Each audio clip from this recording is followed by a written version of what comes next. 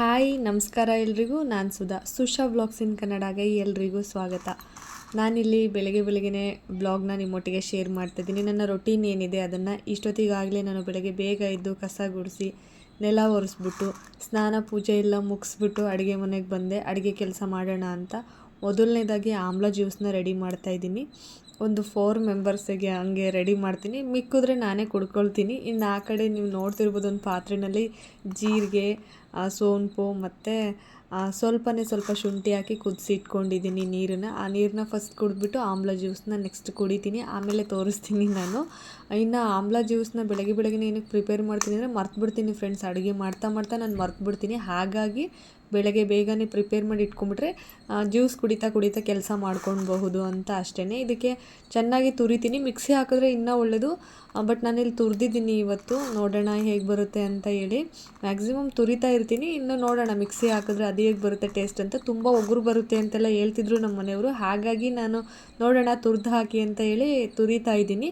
ಇದ್ರ ಜೊತೆ ನೀವು ಹಸಿ ಶುಂಠಿ ಮಿಕ್ಸ್ ಮಾಡ್ಕೋಬೋದು, ಇಲ್ಲ ಅಂತಂದರೆ ಪುದೀನ ಸೊಪ್ಪನ್ನು ಜಜ್ಜಿಬಿಟ್ಟು ಹಾಕ್ಕೋಬೋದು. ಮಿಕ್ಸಿ ಮಾಡಿದ್ರೆ ಎಲ್ಲ ಟೋಟಲಾಗಿ ಮಿಕ್ಸಿ ಮಾಡಿಕೊಂಡು ನೀವು ಶೋಧಿಸ್ಕೊಂಡು ಕುಡಿಬೋದು. ಇನ್ನು ನಾನು ಇದನ್ನು ರೆಡಿ ಮಾಡಿಟ್ಟೆ. ಇದನ್ನು ಶೋಧಿಸಿ ಆದಮೇಲೆ ಸ್ವಲ್ಪ ಉಪ್ಪನ್ನು ಮಿಕ್ಸ್ ಮಾಡ್ಕೊಂಡು ಕುಡಿದ್ರೆ ಆಯಿತು. ಇನ್ನು ನಾನು ಇದರಲ್ಲಿ ಹೇಳಿದ್ದೆ ಅಲ್ವಾ ಆವಾಗಲೇ ಸೋಂಪು ಅದೆಲ್ಲ ಹಾಕಿ ಕುದಿಸ್ತಾ ಇದ್ದೀನಿ ಅಂತ. ಸಾರಿ ಫ್ರೆಂಡ್ಸ್, ನಾನು ಪುದೀನ ಸೊಪ್ಪನ್ನು ಹಾಕಿದ್ದೀನಿ, ಅದನ್ನು ಕೂಡ ಹೇಳೋದನ್ನು ಸ್ಕಿಪ್ ಮಾಡಿದೆ. ಪುದೀನ ಸೊಪ್ಪನ್ನು ಹಾಕಿ ನಾನು ಕುದಿಸಿ ಇಟ್ಕೊಂಡಿದ್ದೀನಿ. ಇದನ್ನು ಇನ್ನು ಒಂದು ಕಡೆ ಕುತ್ಕೊಂಡು ರಿಲ್ಯಾಕ್ಸ್ ಆಗಿ ಕುಡಿತೀನಿ. ಯಾಕೆಂದರೆ ಬೆಳಗ್ಗೆ ಒಂದು 3 ಗಂಟೆಗೆಲ್ಲ ಎದ್ದಿರ್ತೀನಿ ನಾನು. ಯಾಕೆಂದರೆ ಬೆಳಗ್ಗೆ ಬೇಗನೆ ಯಜಮಾನ್ರು ಕೆಲಸಕ್ಕೆ ಹೋಗೋದ್ರಿಂದ ನಾನು ಬೆಳಗ್ಗೆ ಬೇಗ ಎದ್ದು ಕೆಲಸನ ಮಾಡ್ಕೊತೀನಿ ಫ್ರೆಂಡ್ಸ್. ಹಾಗಾದರೆ ಮಾತ್ರ ನನಗೆ ಅವರು ಕೆಲಸಕ್ಕೆ ಹೋಗೋ ಅಷ್ಟೊತ್ತಿಗೆ ಅಡುಗೆ ಕೆಲಸ ಆಗುತ್ತೆ. ಆಮೇಲೆ ಮಗನಿಗೆ ಓದಿಸೋದಿರುತ್ತೆ, ಮಗನನ್ನು ಸ್ಕೂಲಿಗೆ ಸಹ ಬಿಟ್ಟು ಬರೋದಿರುತ್ತೆ. ಅದೆಲ್ಲ ಕೆಲಸ ನನ್ನದೇ ಅಲ್ವಾ. ಹಾಗಾಗಿ ನಾನು ಬೆಳಗ್ಗೆ ಬೇಗ ಎದ್ದೇಳ್ತೀನಿ. ಯಾವುದೇ ರೀತಿ ಮದುವೆ ಆದಮೇಲೆ ಮಗು ಆದಮೇಲೆ ಅಂತ ಅಲ್ಲ, ಇದು ನನ್ನ ಆ್ಯಸ್ ಯೂಶ್ವಲ್ ರೊಟೀನ್. ಅಂದರೆ ನಾನು ಬ್ಯಾಚುಲರ್ ಆಗಿದ್ದಾಗಿಂದನೂ ಅಷ್ಟೇ. ನಾನು ಅರ್ಲಿ ಮಾರ್ನಿಂಗ್ ಎದ್ದು ನಾನು ಒಬ್ಬ ಅಥ್ಲೀಟು, ನಾನು ಕೂಡ ಪ್ರಾಕ್ಟೀಸಿಗೆ ಹೋಗ್ತಾ ಇದ್ದೆ.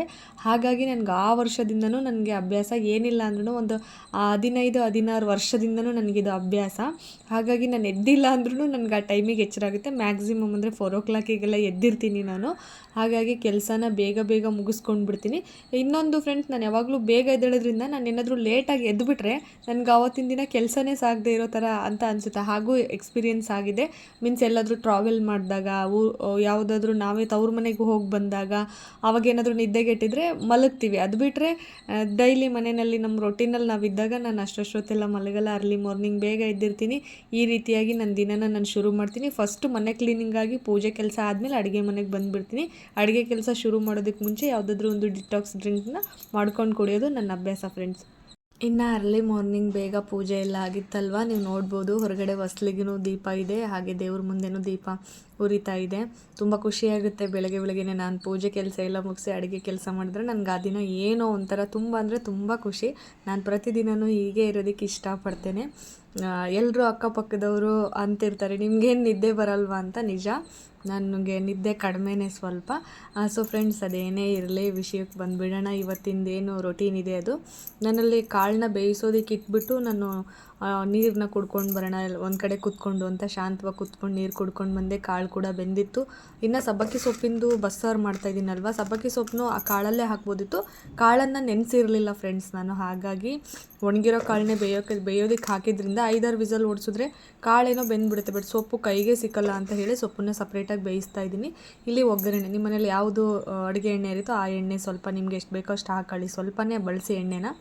ಅದಕ್ಕೆ ಈರುಳ್ಳಿ, ಹಸಿರು ಮೆಣಸಿನ್ಕಾಯಿ ಬಳಸ್ಬೋದು. ನಾನಿಲ್ಲಿ ಒಣಗಿದ ಮೆಣಸಿನ್ಕಾಯಿ ಬಳಸಿದ್ದೀನಿ. ಯಾಕೆಂದರೆ ಹಸಿರು ಮೆಣಸಿನ್ಕಾಯಿ ಹಾಕಿದರೆ ಮಗನಿಗೆ ಬಾಕ್ಸಿಗೆ ಕೊಟ್ಟು ಕಳಿಸ್ತೀನಲ್ವ, ಅವ್ನಿಗೆ ಹಸಿರು ಮೆಣಸಿನ್ಕಾಯಿ ಸೊಪ್ಪಲ್ಲಿ ಕಾಣಲ್ಲ ಅನ್ನೋ ಒಂದು ಉದ್ದೇಶಕ್ಕೆ. ಜೊತೆಗೆ ಒಣಮೆಣಸಿನ್ಕಾಯಿ ಹಾಕೋದ್ರಿಂದ ತುಂಬಾ ಟೇಸ್ಟಿಯಾಗಿರುತ್ತೆ.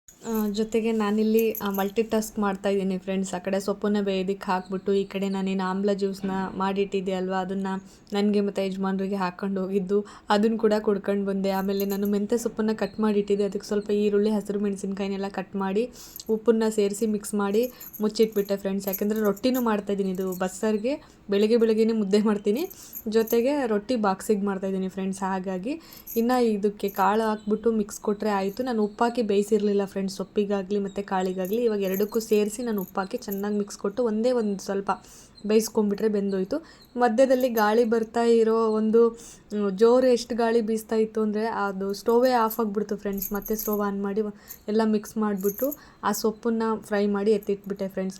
ಅದಾಗಿಂದ ಇಲ್ಲಿ ನಾನು ಬಸ್ಸಾರು ಮಾಡ್ತೀನಿ ಅಂತ ಹೇಳಿದ್ದೆ ಅಲ್ವಾ, ಅದಕ್ಕೊಂದು ಈರುಳ್ಳಿ, ಬೆಳ್ಳುಳ್ಳಿ, ಟೊಮೆಟೊ ಮತ್ತು ಹಸಿರು ಮೆಣಸಿನ್ಕಾಯಿ ಖಾರಕ್ಕೆ ಬೇಯಿಸ್ಕೊಂಡಿರೋ ಸೊಪ್ಪು, ಸ್ವಲ್ಪ ಜೀರಿಗೆ, ಹುಣಸೆ ಹಣ್ಣನ್ನು ಮರೆತುಬಿಟ್ಟಿದ್ದೆ ಫ್ರೆಂಡ್ಸ್. ಈ ಹುಣಸೆ ಹಣ್ಣನ್ನು ಹಾಕ್ಬಿಟ್ಟು ರುಬ್ಕೊಂಡು ಬಂದರೆ ಇದು ಪೇಸ್ಟ್ ರೆಡಿ ಆಯಿತು. ಇದನ್ನು ಬಸ್ಕೊಂಡಿರ್ತಕ್ಕಂಥ ನೀರಿಗೆ ಮಿಕ್ಸ್ ಮಾಡಿದ್ರೆ ಬಸ್ಸಾರು ರೆಡಿ ಆಯಿತು. ಜೊತೆಗೆ ಸೊಪ್ಪಿನ ಫ್ರೈ ಆವಾಗಲೇ ಮಾಡಿಟ್ಟಿದ್ದೆ, ಮುದ್ದೆನೂ ಮಾಡಿಬಿಟ್ಟಿದ್ದೀನಿ ಫ್ರೆಂಡ್ಸ್. ಇದು ನೈಟ್ ಅಲ್ಲ, ಬೆಳಗ್ಗೆನೇ ಯಾಕೆ ಮುದ್ದೆ ಮಾಡಿದ್ದೀನಿ ಅಂದರೆ ಯಜಮಾನ್ರು ನೈಟ್ ಬರೋದು 10 ಗಂಟೆ ಆಗುತ್ತೆ. ನಾನು ಬೆಳಗ್ಗೆ ಬೇಗ ಎದ್ದೇಳೋದ್ರಿಂದ 9 ಗಂಟೆಗೆಲ್ಲ ನಿದ್ದೆ ಮಾಡಿರ್ತೀನಿ.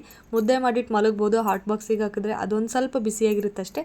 ಬಟ್ ಯಜಮಾನ್ರಿಗೆ ಹಾಗೆ ತಟ್ಟೆಲಿ ಹಾಕಿಟ್ರೆ ತುಂಬ ಇಷ್ಟಪಟ್ಟು ತಿಂತಾರೆ. ಹಾಗಾಗಿ ಬಾಕ್ಸಿಗೆ ರೊಟ್ಟಿ ಮಾಡ್ತಾಯಿದ್ದೀನಿ. ಮಗನಿಗೂ ಕೂಡ ಬಾಕ್ಸಿಗೆ ರೊಟ್ಟಿನೇ ಮಾಡಿದೆ ಫ್ರೆಂಡ್ಸ್. ರೊಟ್ಟಿನ ತುಂಬ ಇಷ್ಟಪಟ್ಟು ತಿಂತಾರೆ. ಇದೊಂಥರ ಕಂಫರ್ಟ್ ಫುಡ್ ನಮಗೆ. ಇಷ್ಟೇ ಫ್ರೆಂಡ್ಸ್ ಇವತ್ತಿನ ಬ್ಲಾಗ್. ಮತ್ತೆ ಸಿಗ್ತೀನಿ ಮುಂದಿನ ವೀಡಿಯೋದಲ್ಲಿ. ವಿಡಿಯೋ ನೋಡಿದ್ದಕ್ಕೆ ತುಂಬ ಥ್ಯಾಂಕ್ಸು. ಮತ್ತೆ ಸಿಗ್ತೀನಿ ಫ್ರೆಂಡ್ಸ್, ಹೋಗಿ ಬರ್ತೀನಿ.